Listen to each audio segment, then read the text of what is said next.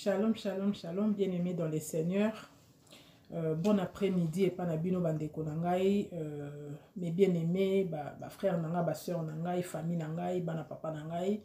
Ti kanzambe a pambola biso pambola moment oyo tonito partager ensemble na tiki yango na maboko ya nzambe nzambe na bolingo na ye azala na biso a protéger biso po oyo toza ko solola sikoyo mais bien aimé dans les seigneurs ezalika moko munene o biso batamoki to kokai koyeba te soki nzambe na biso a révéler biso yango te vraiment que la puissance ya kombo ya Jésus-Christ ebatela biso mutu nyonso to olanda message oyo azala protéger na makasi ya Jésus-Christ de Nazareth. Vraiment na sengi mawa ya nzambe protection divine ya nzambe ezala na biso et protéger bandeko nyonso o bakolanda message oyo ma kimia za mabota na bango ke message oyo efungola biso miso efungola biso entendement efungola biso discernement ekwesa ba ekai efungola matoi na ba oyo vraiment ba yebaki nanu makambo oyo te lelo message oyo esa so malamu esika so bozali que Dieu nous bénisse et nous disons tous gloire et louange à toi Seigneur Jésus-Christ de Nazareth. Amen. Bandeko nanga na ye na message oyo ndenge na prometaki na bandeko ke na koya ko kabola na bango makambo nzamba alakisi ngai ya minene bandeko na ngai na sengi na bino bandeko na ngai bozwa vraiment de quoi noter po boza na besoin nango vraiment bozwa vraiment ba carnet na bino na ba stylo bo noter makambo na kopesa bino bandeko na ngai ezali poto yeba makambo oyo soki nzambe alingi to yeba makambo oyo c'est que c'est important pour na biso soki ezali important pour na biso te nzambe angazwa peine ya olakisa biso yango te soki nzambe alakisi na ngai alobi na nga kende ko partager yango koloba yango na peuple na nga c'est que c'est important faut toyeba makambo oyo comme ça makambo à partir ya révélation oyo et ko sunga biso na koyeba nini eso s'est passé tout autour na biso bandeko na nga pona komi batela avant mi batela faut yeba avant mona mabe faut na révélation na connaissance moroboy pour ceux qui yebi na yote la parole nzambe yebisi biso mon peuple est détruit parce qu'il lui manque la connaissance. Quand la Bible parole de Dieu yebisi biso na proverbe na livre à proverbe un peuple sans révélation est un peuple sans frein. Donc ceux qui yebi te ozali na kobunga ozana molili kozala détruit. Tout simplement parole nzambe yebisi biso bon ozala détruit ceux qui na ignorance. So kozana molili ignorance c'est ça kozana molili kozanga révélation. Kozanga révélation bandeko nanga ezali eloko moko ya malamu te. Puisque c'est la vérité qui nous libère. Yango nzamba yebisi biso tu connaîtras la vérité t'enfranchira et la vérité te rendra libre. Okozala libre soko yebi vérité. Et kozala makamso esamaka tout autour na yo, na vie na yo, na existence na yo, to ya moninga moko monaka. To ya mutu moko monaka pembeno peut-être pas toi mais o comprendra ngote mais pourquoi attitude oyo? Pourquoi mutu azalaka boy? Pourquoi nzamba lakisi biso lelo ba comportement ya bandoki? Alakisi biso ba comportement ya bato basala biso mabe ndenge zalaka place ni eutaka comment bazalaka formé oyo nga na zui bandeko nanga pona nga na moniongo une grande bénédiction on a kokai ko espérer même pas na vie nanga ke na koyeba makambo oyo vraiment na kumisi nzambe nanga na grâce o asalinga ya relaxa nga makambo oyo makambo nzambe azo salela nga bandeko ngai na yebi nini na pesa nzambe nanga ite na yebi nini na pesa nzambe nanga ta fungolinga miso afungolinga miso asimbinga na loboko ayebisi nga vraiment oza mwana na ngai naza kotosa ye bandeko nanga pona nzambe nanga na lalaka na se pona oyo azo salela nga eleki minene eleki minene bato musu bake ko lukango na banganga ba musu bake ko lukango na ba magicien ba musu bake ko lukango na ba voyant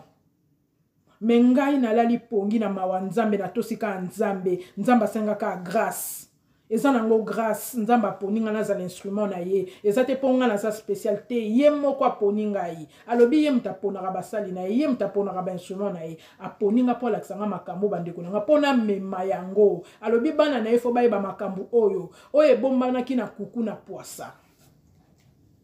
bandeko nanga bozwa note po makambo na zoloba bozala besoin nango po et vous avez peut-être vous allez 2 fois ou 3 fois. On a kokoka lelo na so pesa bino to bandi mais silité. Oh yo bino boko makaka bon noter ka keze bandeli. Donc bande wonanga na lalaki ndenge nzambe na biso ayaka ndenge aloba na livre na mukanda na ye na Job ke ayaka kaka na ndoto. Nzambe na biso alakisa mutu moko te likambo ye akomeli ye lettre to avandi na kiti ne amoni nzambe te. Mutu moko amonaka nzambe te. Même Moïse amonaka nzambe na sima.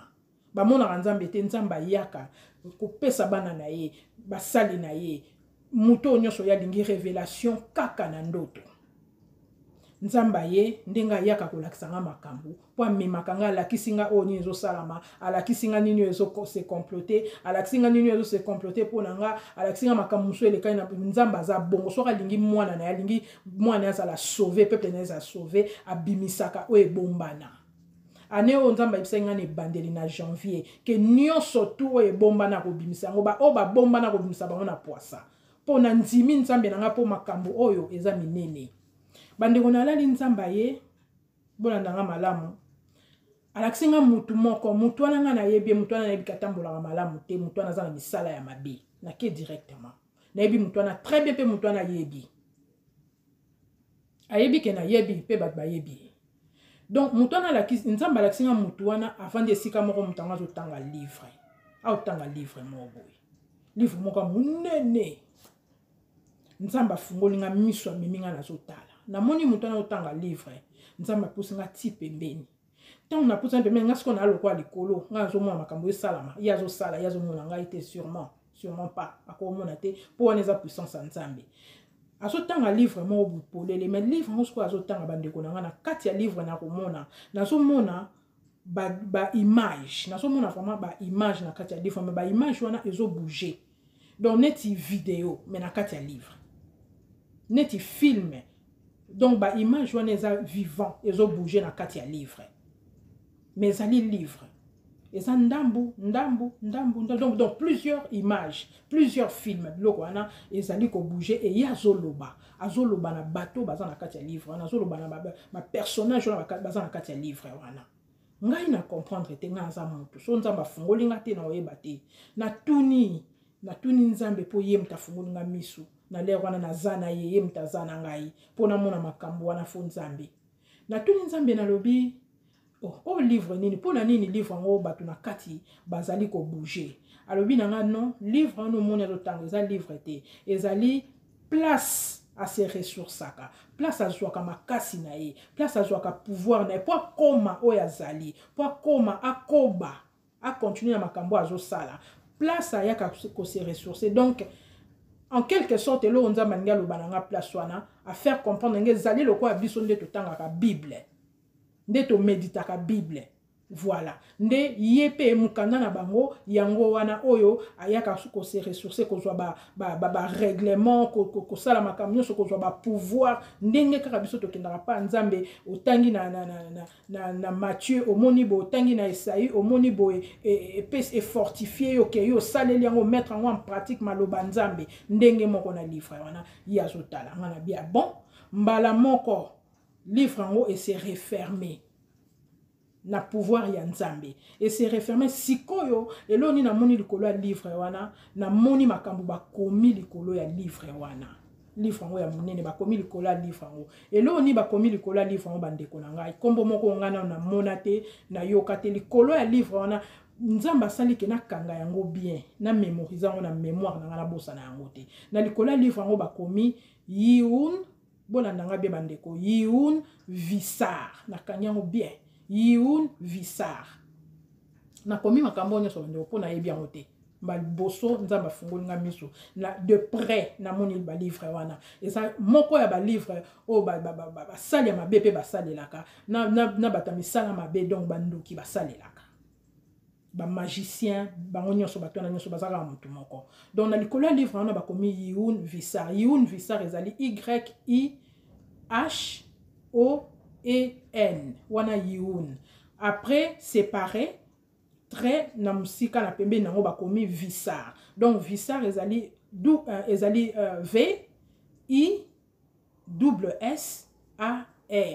donc Yiun Visar. Ah bon, l'air na moni bon kombo na yebite eloko na yoka te na tuni pe nzambe na bi na tuni nzambe wi tant na zolo banazo bate nzambe hein solo en esprit tu vas comprendre quand on te parle par Dieu et tu réponds yo so poser ba question na tuniye nzambe na lobi mais kombo ngo elingi kolakisa nini o bakomi likolo ya livre wana Yiun Visa alobi nanga kombo oyo moni wana nyonso bande bande nango tisuka eza na signification makambo nazoloba place bazali batamabe place bazali bayibi makambo oyo ona oloba donc nzambe mutabimisi bango na poise eza ngai te eza nzambe na biso alobi na ngai nzambe alobi na ngai lettre wana mobimba ndenge moni phrase wana mobimba ezali lettre par lettre wana sikoyo eza na signification nango yango na bandeko na lobi na bino na sengi na bino bokoma po boyeba eloko nini ebombami na kati awa po botoyeba makambo ezosalama toyeba bato mabe ndenge basala biso mabe pourquoi eutaka wapi tina nini bandeko na ngai bazwaka yango kozwa po bakoma modèle wana ezaka formation mobimba ba sacrifice ezaka soumission mobimba ndenge biso za soumis na nzambe eloko na expliquer bino sikoyo yango wana donc ezali mot par mot sikoyo tango nzambe alakisi nga bongo bandeko na ngai abandi ko détailler ngai lettre moko o nga moko bandeko na ngai après l'air na telemaki to luki nazana bandeko na luki na bango to luki nini to luki phrase oyo mot par mot epesi biso exactement makambo nzambe alakisi ngai ezali mot moko indien par là ba asiatique ba côté kuna ba chinois so bomoni bien biloko ba chinois musu to liaka ba komaka ba un wana na suka ngai comme na bandoko linga biloko na bango kolia biloko na bango na yebi biloko na bango ba sauce na bango biloko na bango musu ba komaka ba yun wana na suka yiun ona solo ba bandeko ba liaka biloko wana o ba yebi yango bomona ezaka mingi biloko na bango ça eza momo ka côté na bango ba indien ba chinois côté ba asiatique kuna sikoyo tozwi même définition ya mot par mot o nzamba pesi ngai donc na bandi na yiun na séparé yango moko na pesa bino définition ya kombo oyo bomone ningi kolakisa nini en fait ezali kombo te mais ezali cours mobimba ezali na tina nango y eza na tina nango mot par mot eza na tina nango IHON eza na tina nango yango na bandeko na nga naza kozonga na video oyo po oyo ezolanda pona détailler bino moko elingi kolakisa nini vraiment kozala mwa mulai mwa message o enseignement oyo kozala mwa mulai mais likamte nous avons notre temps soki lelo aussi cité nzambe Jésus Christ azongi te to sangwata lobi to sangwata semaine oyo mais nazoya nanu tout de suite po na meka kolakisa bino moko place toko soukela na vidéo et kolanda nzambe mtu akomema biso je vous dis à tout de suite mes frères et sœurs.